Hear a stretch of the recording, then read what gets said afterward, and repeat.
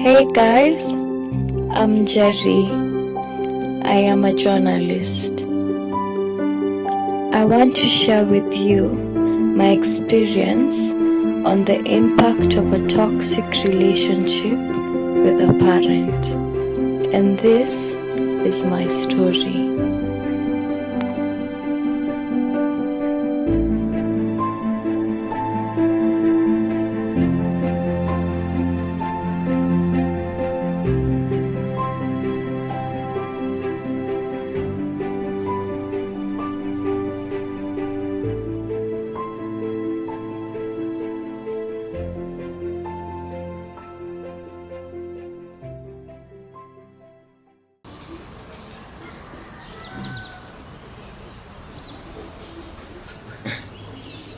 Hi Njeri. Hello, hi. Welcome to the show. Thank you. Looking good. Thank you. You too. So, what is daddy issues? Daddy issues for me is, I understand it as generally the relationship between a child and their father, and what that breeds from them later in life.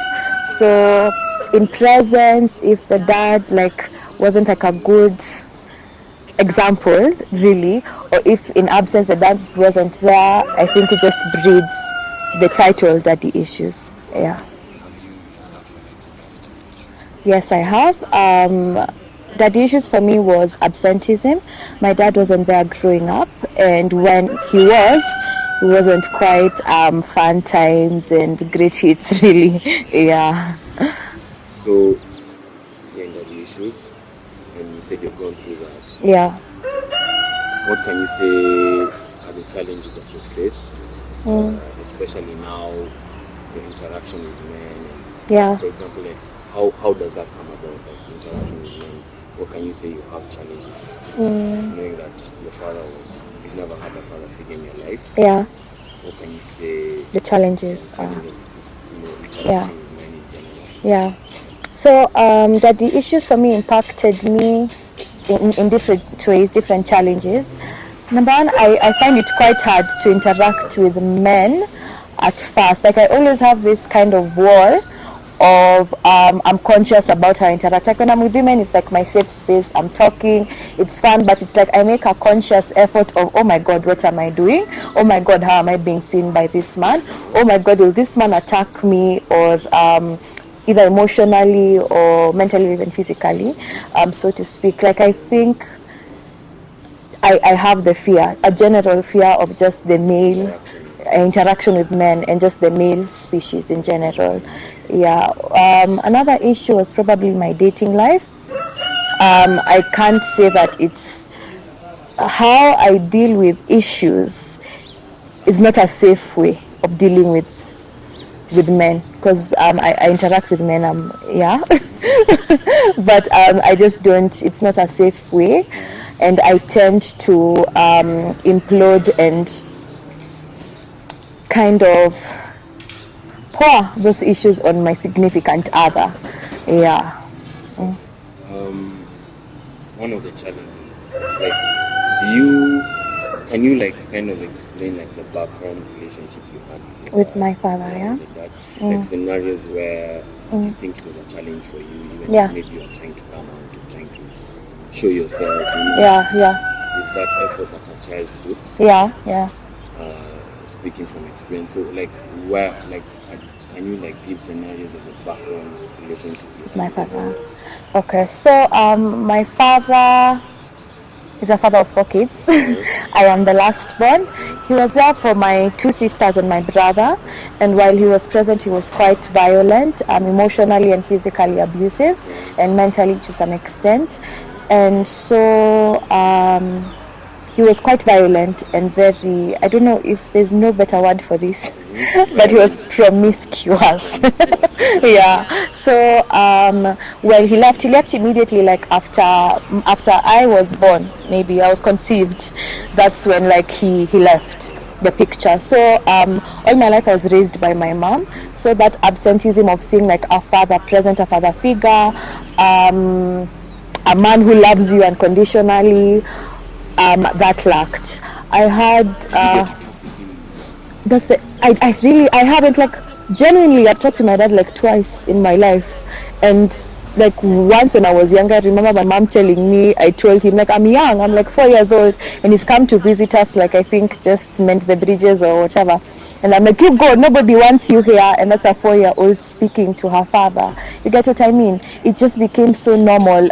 He recently came back into my life, and we there was just Shaky. it was shaky, and it was so there was so much anger within me that I'm still trying to deal with, but he Kind of yeah relaxes. yeah exactly. So he I feel like our relationship isn't it hasn't been developed. I can't say that I know who my father is at all. I know him by name and by rumors. Yeah. There's that lack of communication between me and him. There's just inbuilt anger within But me. you still have to.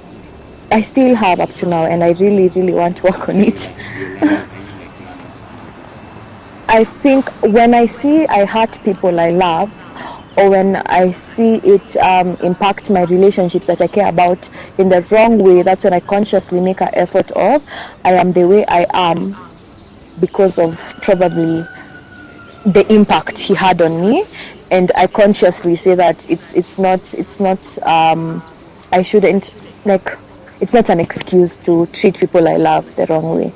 So I consciously make an effort to change it, but I can say for a fact it's just that the absenteeism, the anger, and the lack of interaction and communication with my father, those are the challenges that I've had with him, and that's basically the background. Yeah. So, right now, Yeah. from what you've seen with your parents, Yeah. does it kind of refer your concept of marriage? Like, do you think twice? Yeah. Would you like to get married in the future? Are you happy about it? Are you ready to move into that phase? Yeah. Yeah. Can you explain like your concept of marriage? Has it ever changed your concept of marriage? Okay.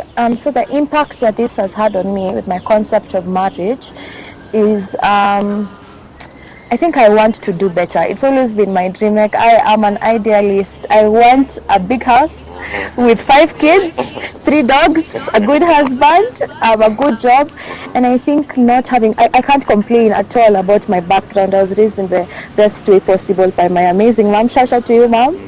I can't complain really, but I feel like I want to do better.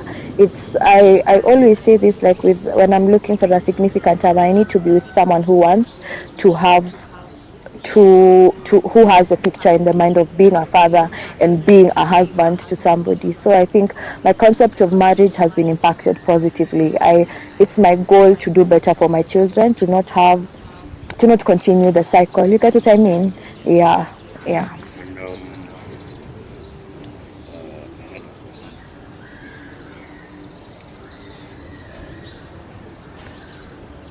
With the absence of your father, Yeah. have you ever seen any positives in your life? Like, do you think maybe if he was there, he would have been somewhat a different character? A different person, yeah. Different person? Have you ever thought like that? Have you ever acknowledged that maybe if dad was here, I would have been doing this to my siblings, Yeah. I would have been doing this to my friends. Yeah. If he was here and he was violent, and he was abusing, I would have been abusing my friends. Yeah. I feel like it's something my mom always told me, even with my siblings. I used to be like, because as I told you, he left upon my conception. Is it? No, like after I was conceived, yeah. So I always used to like cry. I'm like, he wasn't here for me. He was there for you guys. You guys don't care. And my sister was like, what, Njeri? Thank God he was not there when you were there. And My sisters, they're not quite rough. They're gentle. I feel like my mom loved them out of the trauma. You get what I mean? She really loved them out of the trauma and talked to them. Yeah, so I feel like things are good now and God's grace, but I feel like I really questioned that maybe my interaction with men, if a man truly loved me like by my father, if that man, my father, poured love into me, I wouldn't interact with men as I do now. I also know that if he was present, there would be violence, there would be self-hate, because such a toxic person in your life really deteriorates your perception of yourself. You get what I mean? I would not, I thank God that things went the way they are, and it's always God's plan. Like he said that, Njeri, this is how your life is going to go and you're going to make the best out of it. I really don't, I understand that life gives you different situations you need to handle, and this was just mine, and and it's okay, it's fine. Yeah, it's the good in it, 100%. Do you have any female friends? I have many female friends. Yeah. Tell me some. My I love my female friends. They know, girls. I love you. Shout out to you. I think And I do you think also they've kind of helped you during this period in your life where you the my interaction. Yeah. Also a lot of like my closest, two of my best friends don't quite have a relationship with their dad, and so we shared that growth together. We had the experiences together. Yeah, and I don't have a club of anti-fathers club really, but I have such a wonderful support system with those girls. I don't think they always. My best friend normally tells me you're not a victim of daddy issues. She always tells me that, and I don't believe that I am. So my female friends are my strength. I won't lie to you, but also so are my male friends. So I have like very good male best friends that I lean on, and male, female, everybody's amazing. Yeah, yeah, and the depth of yeah. can you explain like the depth of the love you have for her? Like scenarios where you could say I love you now. Yeah. A life scenario where in a particular situation. Yeah, Right yeah. now at the point with your mom, what's The relationship. the My mom, I feel like, and that's why I told you that God put me in this situation for different reasons, and so much has like good things have come out of it. And I feel like my number one is my relationship with my mom. Wow, that woman is my best friend. Yo, like she is so strong. It makes I am like I'm just like wow. Wow, strong and woman. amazing? She's strong and so amazing and so understanding. And considering the fact that she was even her, I feel like even more than the children, when you have a significant other who is toxic and violent, she would have come out of there like damaged and angry, not ready to be a mother. But she shows me so much strength, like the providence of a single mother, the love that she has to have for your child. She's a boyfriend, a girlfriend, a sister, an auntie, a father, an uncle. I think my relationship with her is one of the positives that have come out of this whole scenario of like the absence of fatherhood. Yeah, my mom is strong and beautiful, and I owe everything I am to her. Yeah. So the people who are watching, Yeah. and me being one, Yeah. Yeah. what advice would you give to the people who are also in the same situation? Yeah. Yeah. Father figure in their Yeah. life, Yeah. Yeah. and also in that point where maybe they get distressed or they fall into depression. Yeah. Yeah. I feel Because you. every parent is important in Yeah. a child's life. Exactly. So, what would you like to tell people who are going to watch it? Yeah. I always tell these people this, and I always try to remind myself this, that your parents are human, number one. Everybody, I always say that not people didn't enter situations being a parent, and that's not an excuse. Yeah, and it's not an excuse for them to not be good for you as a parent, but parents are human, and that's something we always forget. Parents are in just generally, parents are superheroes, so when they don't act as expected, it's like, whoa, excuse you, you owe me this excellence, no. You get what I mean? And it's so important to understand that and to be gentle and tender with what they're going through. Also that you're not a victim of these issues. You get what I mean? Like, it's your parents hurt you, and I am extremely sorry for that. But it's not your tagline. That's not how people will identify you. Deal with your issues. You belong to yourself, and it's your responsibility to take charge of them and say that, this is what was done to me. This is not what I'm going to do to others. I feel like 100% forgive and forgive. Find love within yourself. Be tender with yourself, and it's a process. It's not a one day. It's not a one day fix. Yeah, it's not a one day fix. It's a life process, and do better with your children. Yeah.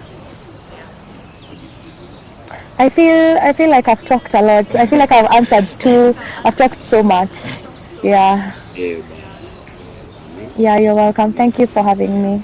Yeah. Sharing your story with the viewers. Yeah. Maybe you can inspire people. Yeah. Yeah.